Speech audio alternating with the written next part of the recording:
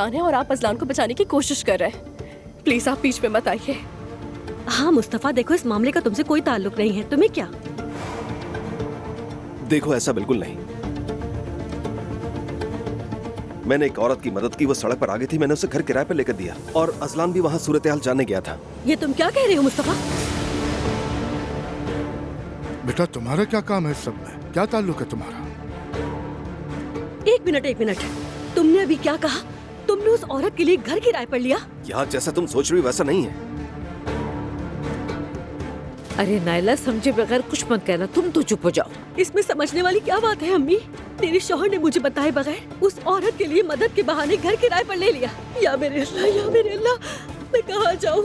मेरे घर में आग लग गई। नायला, अल्लाह की कसम भाई ऐसा कुछ नहीं करेगा। एक मिनट तो रुक जाओ।